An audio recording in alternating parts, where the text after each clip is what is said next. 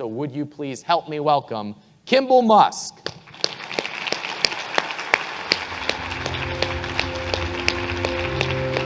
Our goal is real food for everyone in America. Real food is food that we trust to nourish our bodies. It's food that we trust to nourish the farmer, and it's food that we trust to nourish the planet. In 2010, I had a very serious accident, and it was one of these life-changing experiences for me.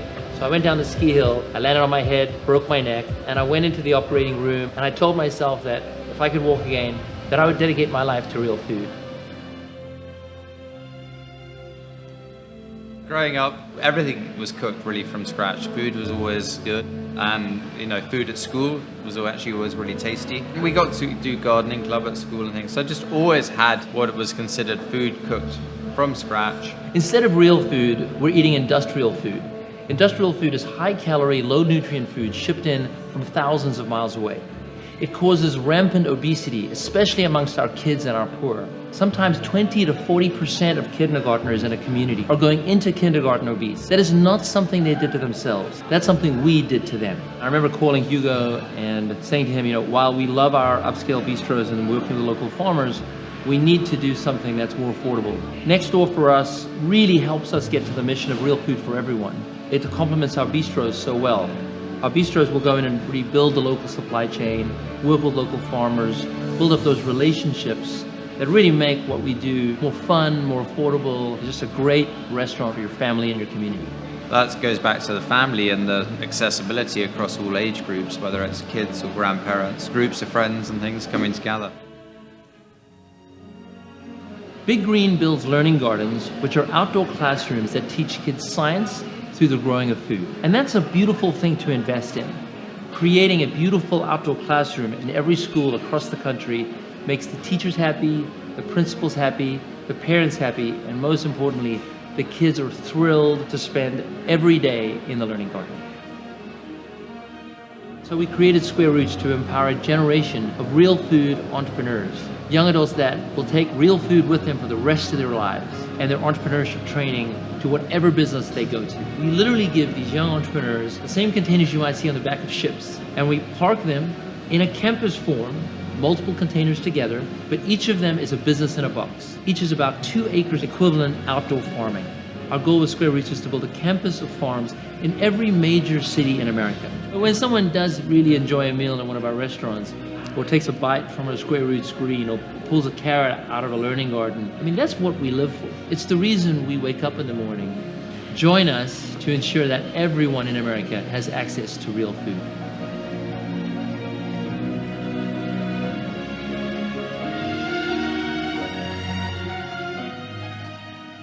All right, let's give it up for Kimbal Musk.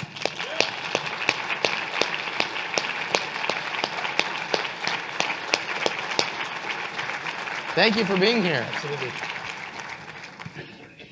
So, Kimbal. It's Kimbal Musk, everybody. He's here. You're sitting among greatness. Kimbal, I like your socks, by the way.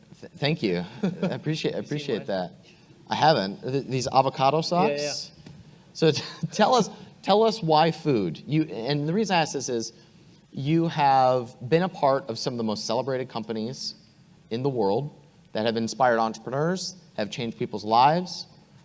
I'd like to hear about your background in PayPal as well. You saw what was possible. Why go into food? Why is that your life's mission? Well, food for me has always been my life's mission. I think it's hard to turn down working on the internet in 1995. So for me, when I came to North America, I've been a cook since I was a kid. I cooked for my friends at university and saw that as my calling. But when the internet came along, it was just this incredible opportunity to go be part of world-changing technology. And so I went down to Silicon Valley, built a company there. Our first company was quite an exciting company. We built the first maps and door-to-door directions on the internet. And it was pretty cool. My brother and I were in a little office in October of 1995, and we were literally the first people to ever see maps and door-to-door directions on the internet. And we built it, we put it out on the internet, and sort of then, it sort of took off like a storm. But it's a pretty cool mark on the early days. when I sold that company, I went to learn how to cook. I went to New York City to train on that. I was involved in PayPal, but I was more involved as an advisor and a friend, and obviously a brother, and an investor was part of it. But it wasn't my passion. Food was my passion. And then I went to cooking school in New York, and had one of the most incredible and awful and amazing experiences. Woke up on the morning of September 11th, saw the towers fell through my window. Actually woke up to the sound of the planes hitting the building. Had this opportunity to cook for the firefighters after 9/11. In fact, my mother was invited. My mother's bigger celebrity than any of us, and she was asked to cook for the firefighters. She's like, I don't cook, but my son does. And so I got access to cook for the firefighters for 6 weeks, and it was a profound experience for me. I never really saw food as a business. I saw it as a passion, and it was quite hard for me to make my passion my business, because I didn't really think that was possible. That's not how we grew up. And I decided to take the leap because I just couldn't really not do it. After cooking for the firefighters, they'd walk out of these giant piles of melting metal, come back in, we'd nourish them, feed them the food we cooked that morning, real food that we knew where it came from, we understood it, it really was, we trusted it, it was really good food. And they'd walk right back out into these giant piles of melting metal, still melting 6 weeks after the towers fell. And after that, I just couldn't not do food. So from 2002 on, I did food. Would you talk a little bit about your involvement at PayPal and some of the tech companies that you're currently a part of, what your role there is? Sure, yeah. I think basically board level roles. At PayPal, I wasn't on the board because it was just, I really needed to get out, but I was involved at a sort of board style level. Tesla, SpaceX, Chipotle at the board level. I find them fascinating and interesting, and of course they are some of the greatest companies on the planet, so I feel very fortunate to be part of them, and I learn a lot, but mostly I learn a lot to apply it to what I'm doing in food. What do you take away from Tesla and SpaceX that you then apply to food? Well, there are actually quite a lot to learn. So SpaceX is interesting because it works so much with government and understanding how government works, their priorities, what sort of pushes their buttons, how do you deal with massive bureaucracies. What people don't appreciate, food is a much bigger category of the government's budget than any SpaceX is. Well, space exploration is a tiny part of their budget. So understanding how federal procurement works, understanding how you can work with the highest levels of government to make an impact in food, whether it's nonprofit work or for-profit work, has been, SpaceX has been a profound and very interesting lesson. Tesla is really about it's a disruption of an existing industry, but frankly, it's a new industry. We're moving from building cars to building computers with wheels. And that I think is really, really interesting. And I've learned how to take that same idea, people in the past are building restaurants, and we're now building computers that serve food. It's really a profoundly, the technology is now hitting the restaurant world in ways that it's 20 years later, but it's that, from when we were doing maps, but it's still the same profound impact as we start to move the power of e-commerce, the power of the internet, the power of the connected world into the restaurant space, which is a $750 billion space just in the US. So it's extraordinarily exciting opportunity. Would you give us a look into the crystal ball into this industry?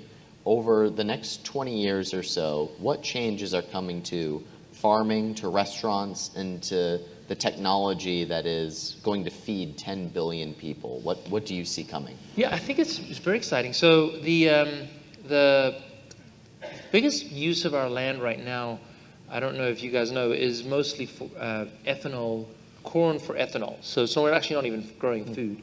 So people are saying that we're running out of food, and yet 40% of our land grows corn for ethanol. I'm sorry, 40% of farming land? Of farming land, yeah. Okay. Yeah, sorry, farming land, yeah. So we have this extraordinary capacity to grow more food if we needed to in a case of a food security issue. But I look at it as more as an entrepreneur, and I say, okay, if we're seeing electric cars become the standard, ethanol, which is, it can add value in a car, but corn for ethanol takes about a gallon of oil to make a gallon of ethanol. So it's really neutral to the environment best, and it's a money-losing business. And so if you see the forces coming together, you're going to have about at least 40% of land come available over the next 5 to 10 years for other purposes. And of course, we'll crater the prices of corn itself, because it's a massive subsidy to keep corn prices up, is the corn for ethanol. So as an entrepreneur, I constantly watch farmland, and I go, okay, at some point the prices will crater, the opportunity will come in to start growing real food on America's farmland. That's a very, very exciting opportunity, and I watch that very carefully from the sidelines. And then on the restaurant side, what we're seeing is the way we eat in restaurants is very much, people want the gathering place. They want to sit down, they want to connect with each other, they want to break bread with friends. They need it to be faster, they want it to be real food, and sometimes they want it at home. And so that changes the fundamental business model of restaurants, where if you, in the past, real food was not in demand. You literally, and this is most restaurants, unfortunately today, the chef in the back just takes a pair of scissors, cuts a bag, puts it on a plate, puts it in a microwave oven, and it goes out to your table. That is literally what happens in 99% of restaurants. It's no longer acceptable. And then you start taking the automation that's available out there. We're now able to do real food cooking at scale across the country, distributed, because from home office, we can control the recipe, we can see the food that's coming in, we can drive a particular recipe that is very complicated to cook. The reason why you have to do that sort of the bag and cut it open with the scissors is because you cook it all centrally, because it is complicated to cook, and then you send it out and it would just be heated up at your table or at the restaurant. With automation, everything can be done on premises. So food is cooked from scratch that morning. It's delicious, it's fresh from local farmers. You no longer need the centralized commissaries. It's food safe because everything gets cooked at the right temperature. And it's consistently delicious. It's considerably better than what industrial food has done in the past, which is more about that sort of processed, cloying flavor, but that's required if you cook everything centrally. And then you have the other thing which is going on, which is this desire to eat at home, where now with the delivery company technologies, whether it's Uber Eats or DoorDash, you're able to deliver your full restaurant experience to serve to the entire family. So mom gets a salad, dad gets a burger, Joey gets a sandwich, and Mary gets a tomato soup within 15 minutes to your dining room table. It's quite extraordinary, the changes that are going on in the restaurant space, driven by the advent of the internet. And let's go to when you decided to build businesses out of this, because you come from that being your passion, and you have entrepreneurship in your blood. But at what point did you actually set the ground floor of, this is now going to be the purpose of the businesses that I build, and what did the seeds of that look like? Did you then go out and, like, how did you go out and say, I have this problem that I want to tackle through entrepreneurship, and then actually start digging that path, if you will? Yeah, that's actually, it's quite a personal reason. So as you can imagine, I was part of quite a few exciting businesses.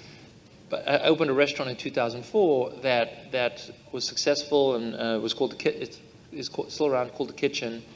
And The Kitchen helped restart the farm to table movement. We worked with local farmers, delivered very simple, delicious food to our community. But I was still involved. I was on the board of Tesla, board of SpaceX, involved in many other companies. I was an angel investor and helping out a lot of other companies. So I had a number of things going on. But I loved food. I really, really loved food. And I just didn't see how we could scale it. I had some block in my head. We also supported school gardens. We took the profits from the restaurant and worked with schools and taught kids, connecting them to real food. But again, no scale. And I had this block in my head, and I knew I loved it. I knew I wanted to do it, but something just prevented me from doing it. Maybe it was just fear of tying passion to my business. Maybe it was just some deep reason I just couldn't get there.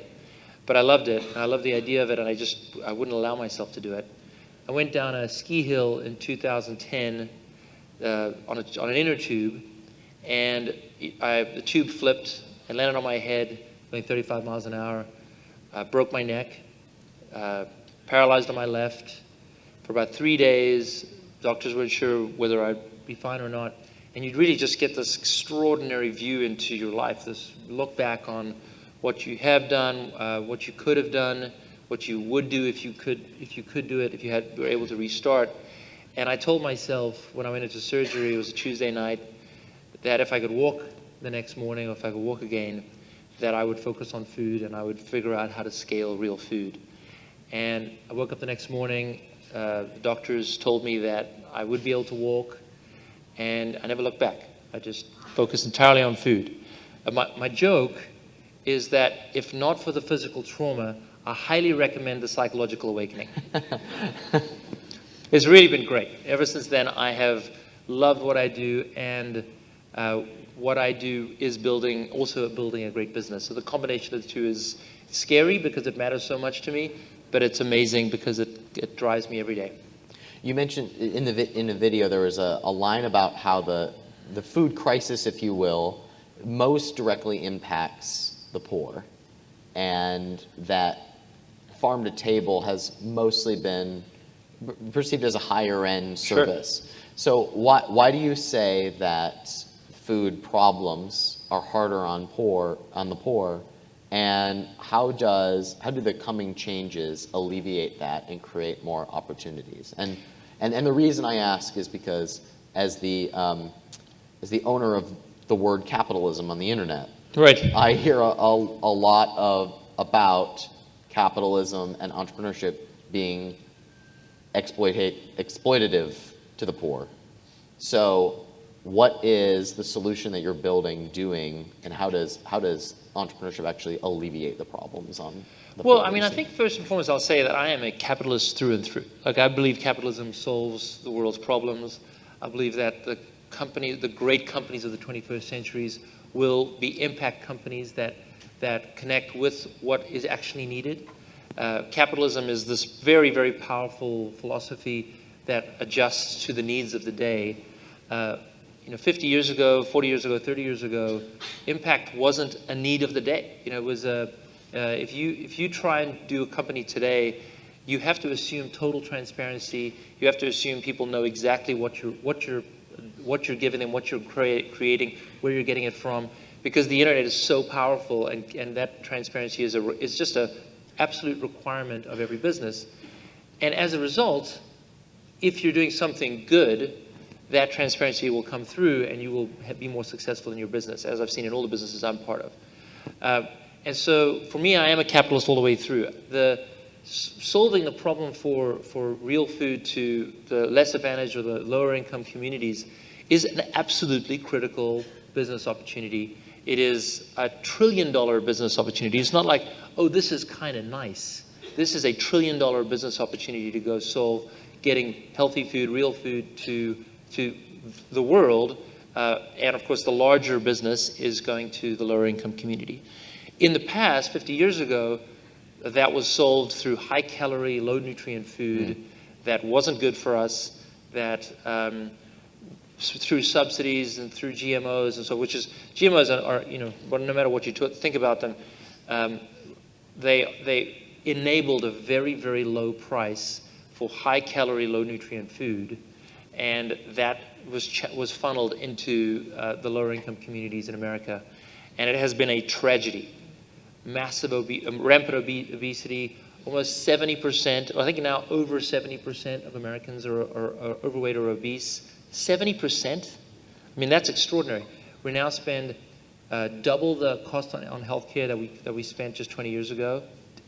Double. I mean, and you're talking trillions of dollars. And this is not creating a better society. This is creating a sad and difficult and depressed society.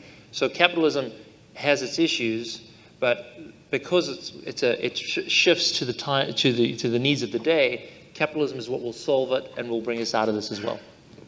I want to ask you about your brother, and you advise Elon, and you sit on the board of some of the most recognized companies in the world. And so I just have this vision that you get a phone call, and it's, hey, Kimble, I got an idea. I'm going to dig a tunnel to LAX.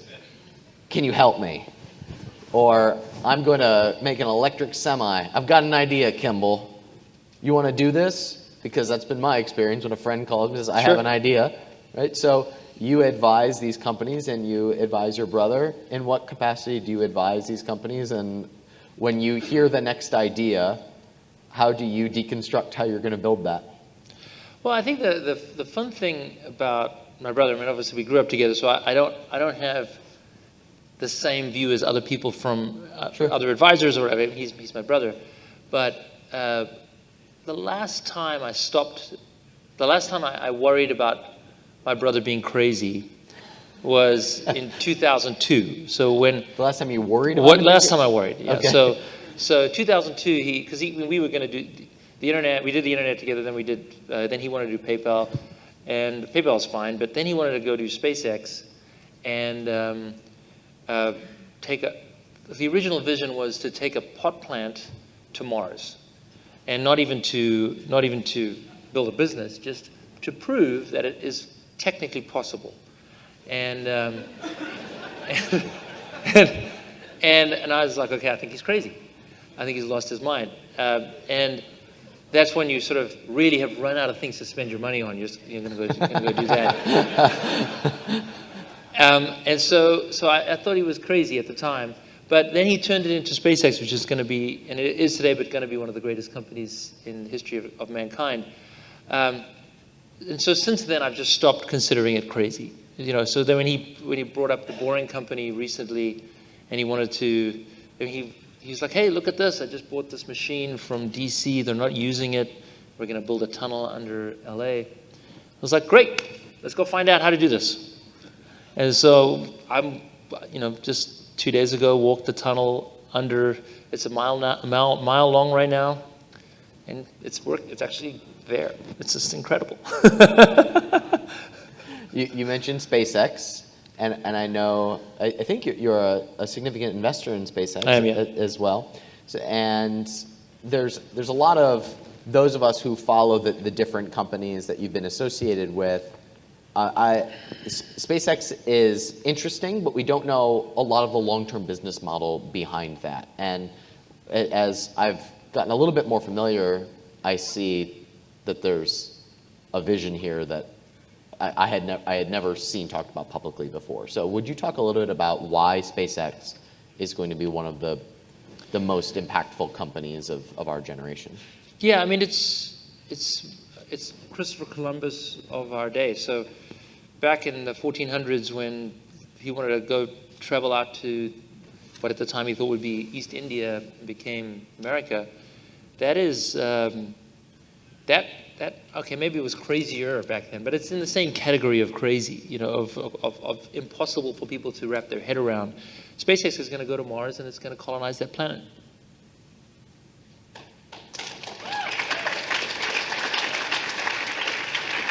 So follow-up question, why is that going to be so impactful?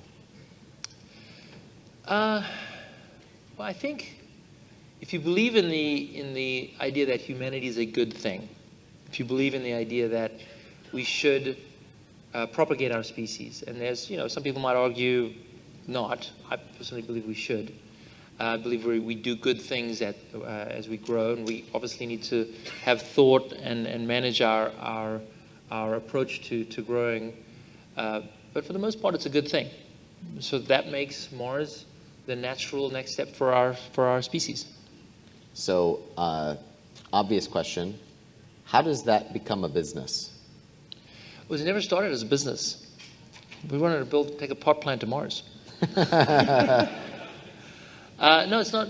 It was never meant as a business. It will be a great business because humanity does want to expand, and that, in essence, will be the business. But it was really built initially to prove a point, not to. It was, the point was that government was wasting its money on visiting Mars in ways that was just not useful. And sending something that was living to Mars would be a huge wake-up to the American government, Chinese government, Russian government, primarily the American government that we felt was what needed the wake-up call. And so it was never meant as a business, and it will be a great business. So there's an interesting theme emerging, which is that there's a big problem and you've built something to tackle that problem. You've dug your way through to that problem, and there's a lot of progress happening in food, in space exploration. And these started as kind of impossible, unthinkable goals that are now being carved. There's the other side of entrepreneurship, which is, I started this thing to make money. So my question is, do you just think about it differently and then build a business differently than the bootstrap entrepreneur who wants a different life, or can they coexist? Well, I bootstrap everything. You did? Oh. Yeah, I bootstrap everything. Would you go into that deeper? Because I didn't know that. Well, when I say I bootstrap everything, so let me explain by that. I raise money, which may not mean bootstrapping to you, but to me is like, what is the absolute least amount of money I can raise to get what I need to get to the next step? The way I describe building businesses is you raise money and you're on this boat and you take up supplies on the island, and you've got to get to that island over there. And if you don't get there, you're dead. But if you get there, then you get to refill and keep going. And that was what I view as bootstrapping. Overcapitalizing businesses has just never been our thing. We use our own capital as well to build our businesses, really thinking about it from the perspective of control so that we can keep the vision in line. Once you lose the vision, because we've had this in the past, and this happened in the early internet days when we built our first company, where we didn't bootstrap it, but I think it was the right thing to do to not bootstrap. We took capital from venture capitalists, and they drove the business. We were young, so they really did drive the business, and they drove it into a really uninteresting place, to the point where, okay, we made a lot of money, but we just kind of didn't want to wake up in the morning and do this. And so since then, I've really focused on, especially since by accident, but even before that, really understanding the importance of tying what I'm passionate about to what I'm building on the business side. Because if I do that, then, and by the way, that means bootstrapping. It means constantly putting pressure on the business. Absolutely, what can we get? What's the least amount we can raise, or how can we drive revenue so that we can continually maintain control of the vision of the company, so that we can really build something great over time. So that's what I mean by bootstrapping. Obviously, we have other capital sources that come in. We have wonderful investors that work with us in building our businesses. But it's this sort of bootstrap mentality that has never left us. And, for me, if I build a business, I'm not interested in selling it. To almost, it's probably a problem for investors, but it's just the reality. I'm just not that interested. If I wanted to make money, when I was 26 years old, I made more money than I knew what to do with. So I could have been on a beach the past 20 years, but I don't want to be on a beach. And when you say you made more at 26, was that from the exit of PayPal? No, that was the company before that. Which one was that? It was called Zip2. That was the maps and door-to-door directions company. It was a back-end maps company. So now, as you have investors that you work with, but you're also an investor yourself. So would you talk about the types of companies that you're investing in? Yeah, I'm not a good investor. You need to meet Ryan Hauser, the crypto guy.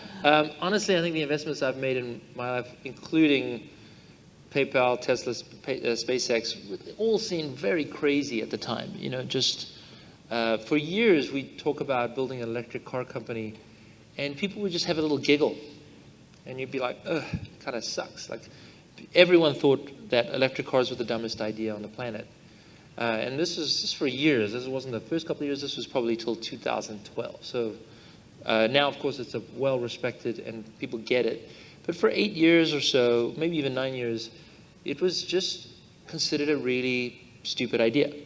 And so while as an investor, that may not sound like a good investment from the outside, we kind of knew it had to happen, and the only sources of capital were the people around the table who cared about what we were going to go do, and so that's where we got the money from. Whether it was my money or my brother's money or that we built in previous businesses.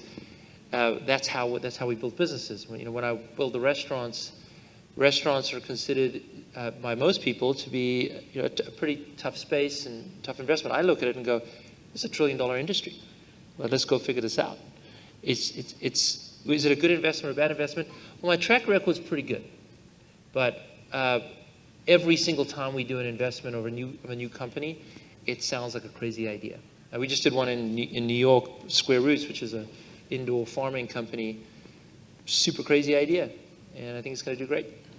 Do you fear failure when you're going after something that seems crazy? I think entrepreneurs fundamentally fear failure. I think that's just what drives us. I think, fear failure all the time. Do you talk about that more? Yeah, I don't know how to talk about it. It's very, very.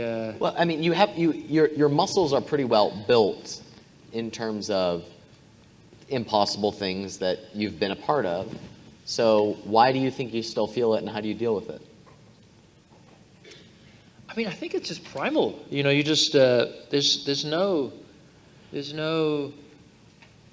I think that maybe it comes from two sides. If I didn't fear failure, I probably wouldn't do it. Huh. If it was, I'm going to build a widget that I can sell for 10% more than I can buy it for. I think I'd rather be on a beach. So.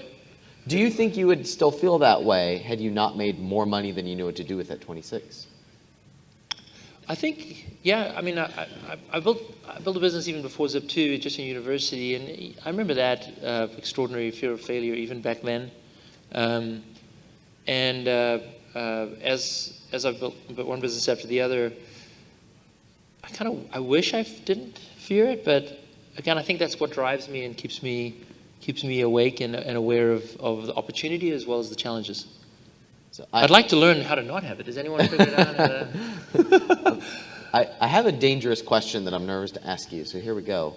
I have a theory that anyone who is highly driven is usually driving as a result of some sort of a wound or a fear that they've built muscles to deal with, and that gives them the ability to drive forward. And you come from, we might call you the modern day Rockefeller family. You are known for creating impossible things. So I'm curious, when you're at that level, is my thesis correct? Do you think that they're? I would say that the one thing that is correct about that is the total fear of being sent back to South Africa. Really? Yeah. So we're immigrants here, and this country's great, and South Africa is not great. It's great, or it's great again. It's always been great. I know exactly. Jesus Christ. This is the greatest country in the world, and it is again so awesome. Exactly. It is so awesome to be able to call this my adopted country and be such a proud American. The fear of being sent back is extraordinary, and it's an irrational fear. We're a citizen.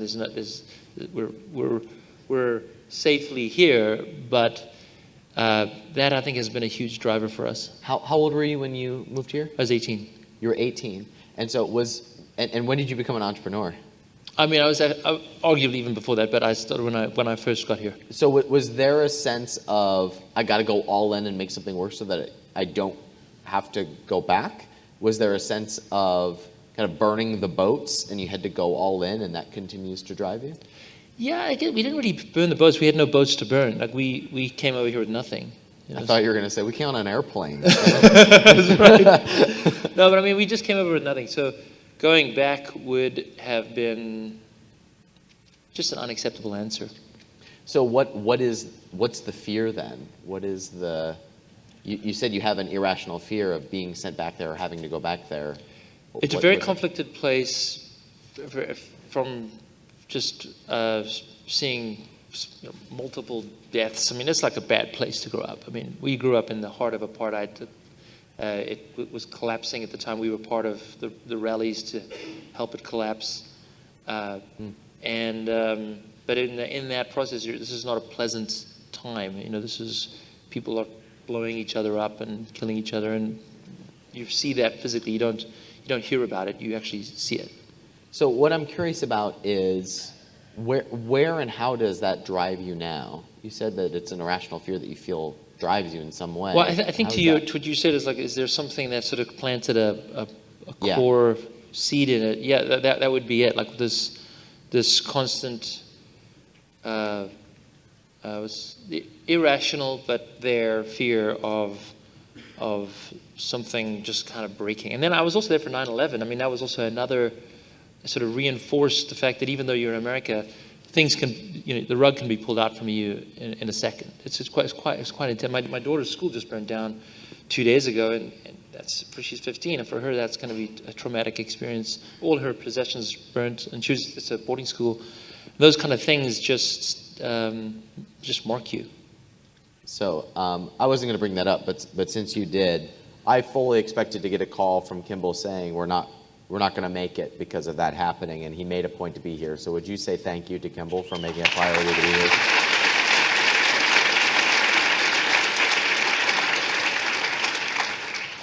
What have you've worked with your brother, but you've also built separate businesses. What have you learned from each other that you either glean from one another, or are there lessons that you say, I don't think I'm going to do that, I'm going to avoid that? I mean, the great thing about my brother and I, we've just worked very closely together forever. I mean, since we were born. So I would say there's a lot of back and forth on what we do. The difference, though, I think we're also fiercely independent. So he helps me with what I do. I help him with what he does. But we don't really do it. Like, I don't feel like I'm doing it. I'm not doing Tesla with Elon. I'm doing Tesla for Elon. Or if he's helping me on the food businesses, he's helping me. He's not doing it with me. I mean, that's an important difference. And that part has been, we learn from each other, we advise each other, but we also respect each other's independence and to do what's important to us. Yeah, you've said that whenever you start a business, it sounds crazy, and I have a perception of you that because you have built and grown up in an environment where there is no such thing as crazy, there is no impossible. Is there anything that you say still that you feel challenged or afraid by, where you say that would still be impossible for me? Or when you feel that, do you go into it? So I think that our perception of what's impossible changes as we grow. I kind of see you as, what other limits could there be if we colonize Mars, we change the food industry, and we have self-driving vehicles all over the world? What else could possibly be impossible? So is there anything that you think is a limit for you? Yeah, I don't think of things as impossible.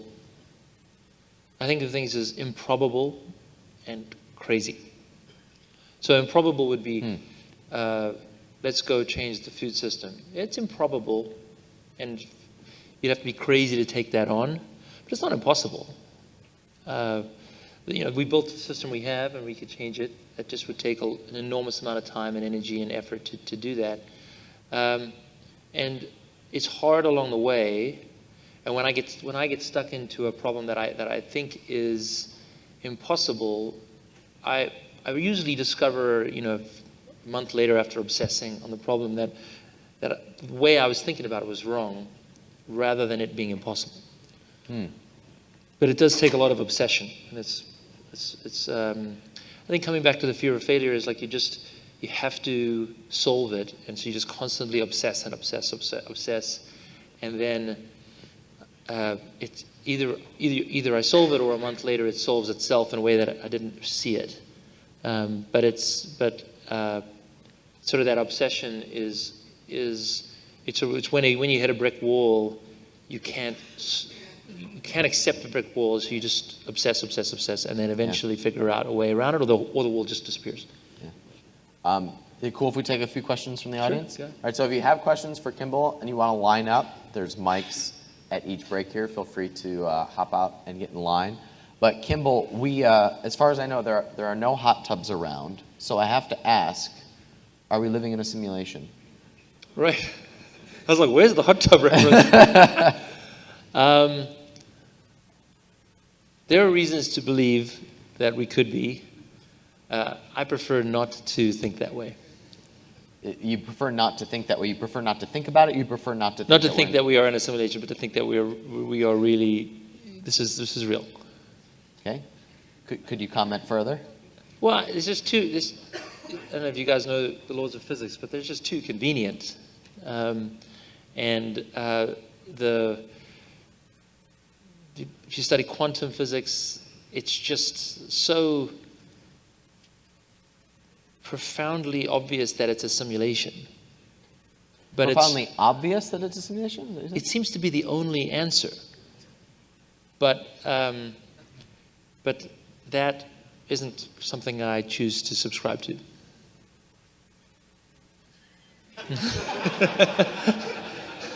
I did not see that coming. But look up quantum physics, and you guys will. I don't want to take the time away from the questions, but You guys are gonna be standing for a while. What is it? What is it that makes it seem like it's obvious that it would be a simulation? Because I observed it as the opposite. So quantum physics is this idea that, well, not this idea, that with this proof we've discovered that if you look at something, its state materializes only when you look at it. So it's not actually there before you look at it, which implies that it is reacting to the observer, Right. which is a simulation. So it doesn't exist unless you look at it, is a simulation. And so if you just extrapolate that back, you've got the whole world is a simulation. So we're about to go into the woo here. That's fine with me. I love the woo, but I have just interpreted that as there being reflection of there being consciousness, not necessarily there being a reflection of an outside. Of course, that would be a great observation. answer, but a consciousness that builds the simulation. I mean, a simulation can be used in different terms. I but, see. Okay. But it's created when you look at it. That's a simulation. Ooh, okay. So we could hang out here for a while. Don't quote me on any of this stuff, please.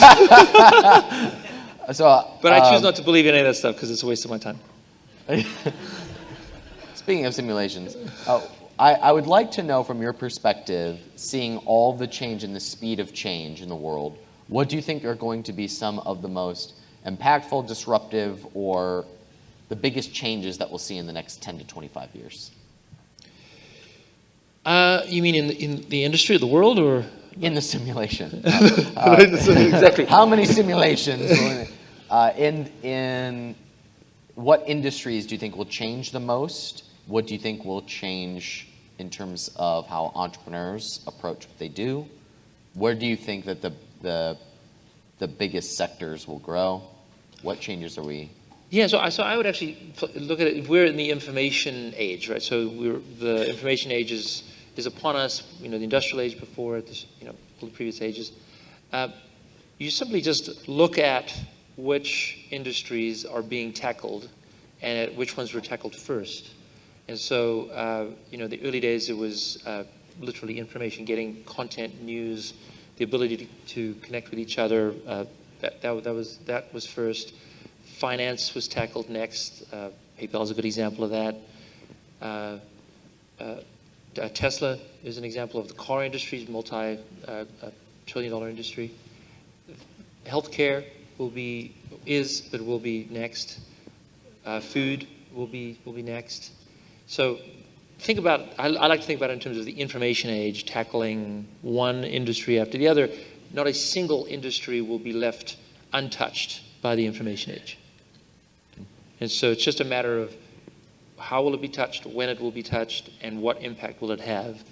And the impact will be profound in every industry. How do you think entrepreneurs need to approach this environment where change is happening all of the time And we all know that things are going to change faster and faster.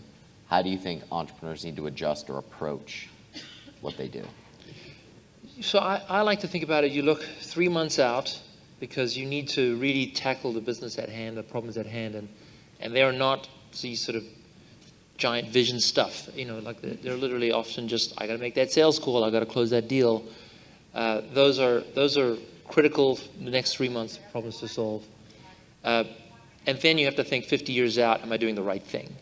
So if you're tackling a problem that you look at 50 years out, probably won't be a relevant problem or solution, then maybe you should adjust what you're doing.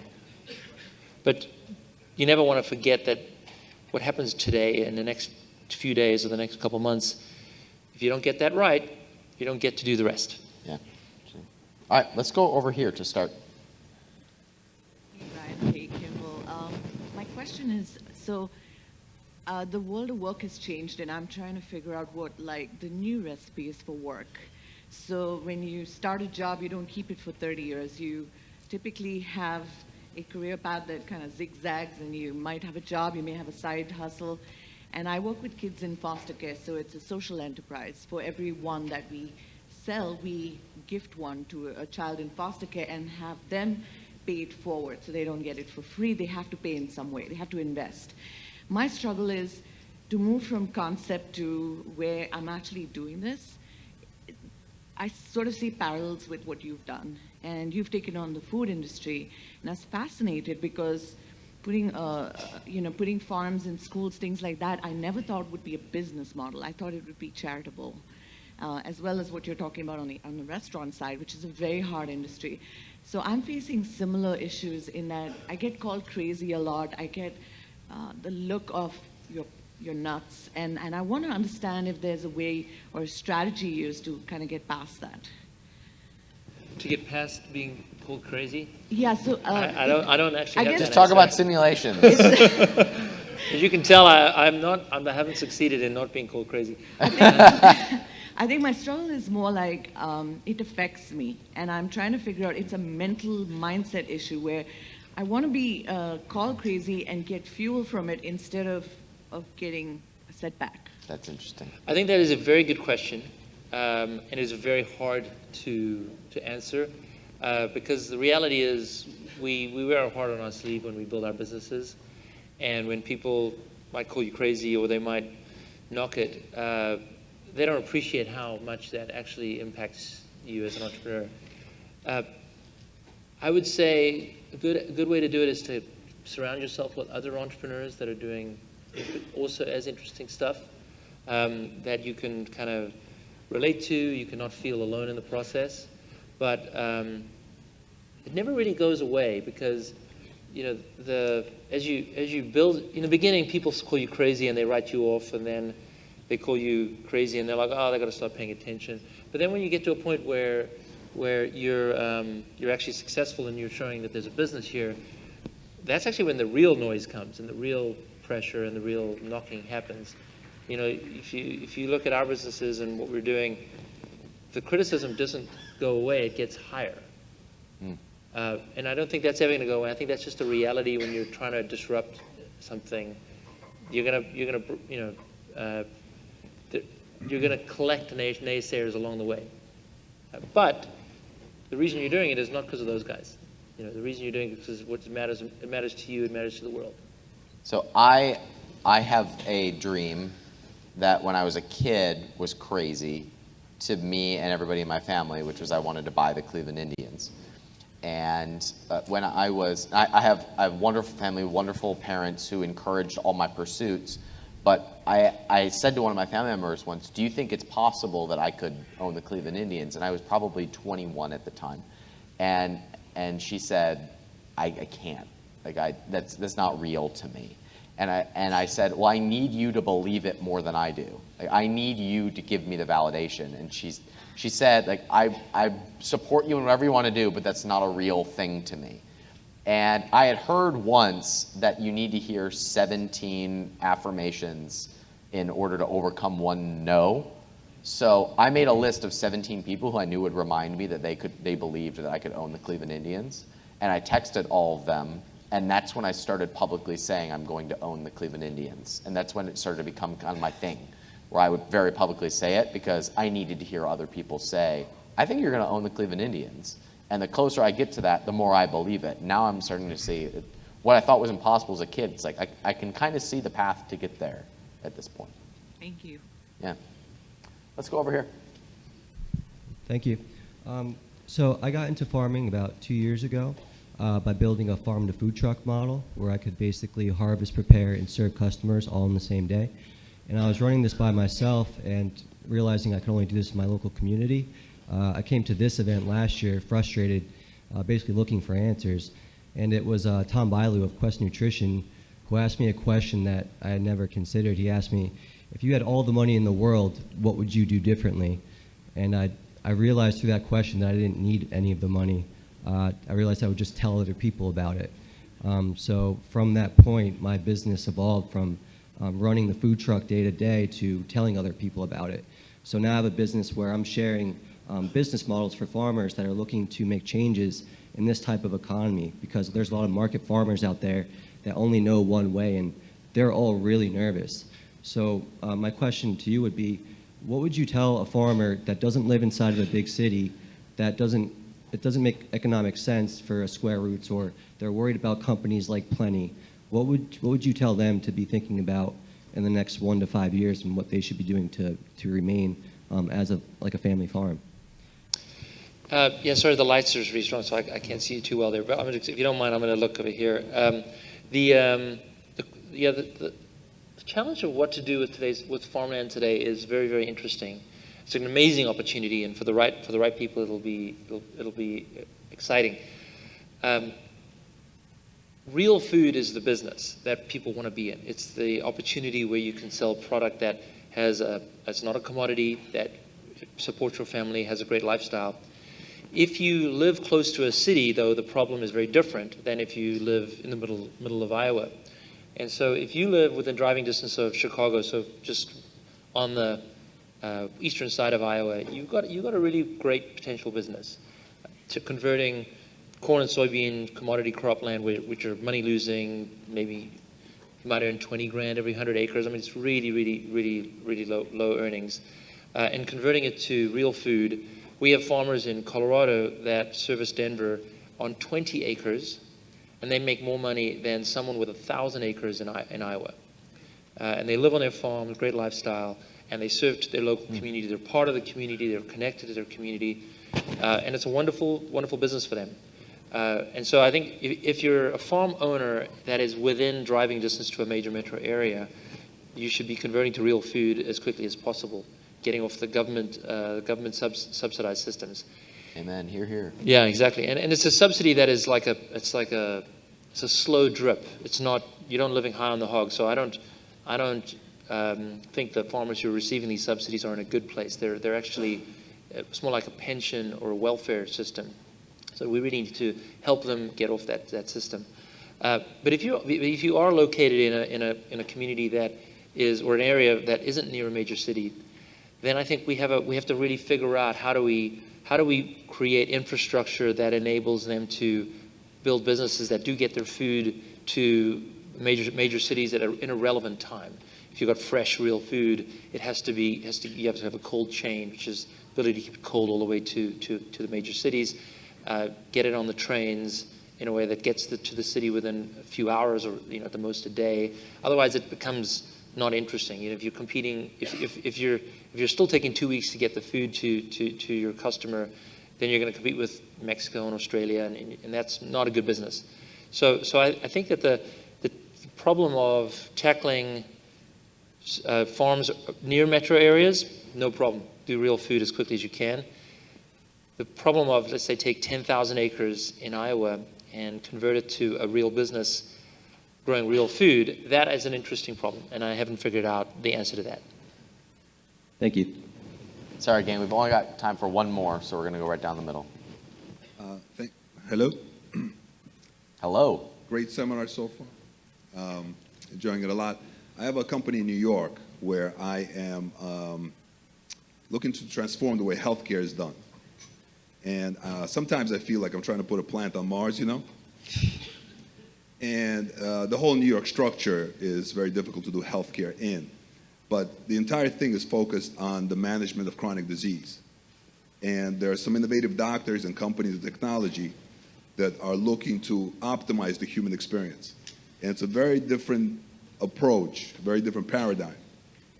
So as someone who has done the impossible numerous times, I was just wondering, and you mentioned healthcare and you mentioned your passion for food, where do you see healthcare, the opportunities in healthcare, and how would you approach transforming it on a larger scale?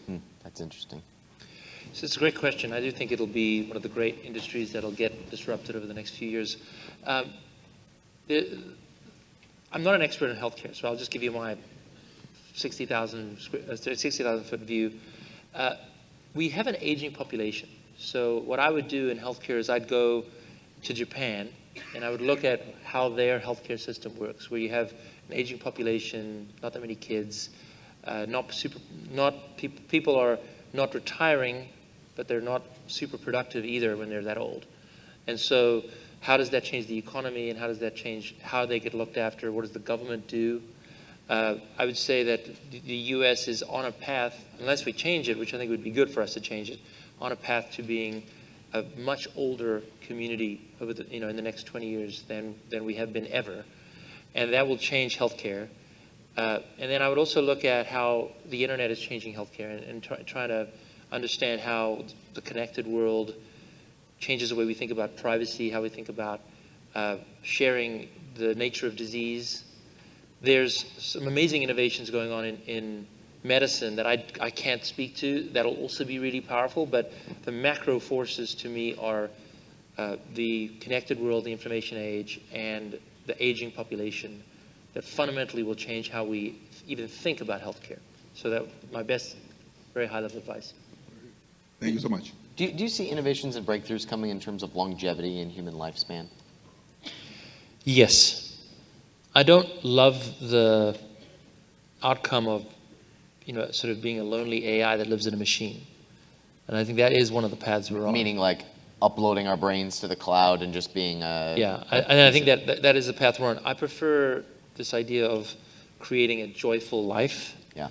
And I would much rather pass away at a younger age, having had a wonderful life, than obsess over, and I believe people are obsessing over this, obsess over extending life when life isn't necessarily that interesting. It's in a machine. Right, exactly. Yeah. Do you share the concerns of AI and what it could mean for Yes. for humans? Yeah, no, AI Also. will be is a very dangerous technology, and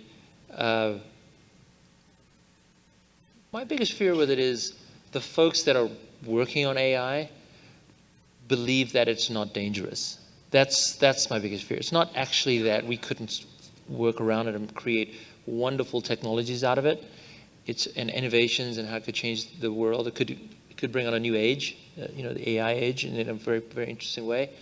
It's just that the people working on it are bright-eyed, bushy-tailed over this, and it's as dangerous, if not much more dangerous, than nuclear, because it's not, you can't control it as well as you can control nuclear. What do you think we need to do or will do about that? There are some efforts underway to educate government on the fact that this needs to be a regulated industry.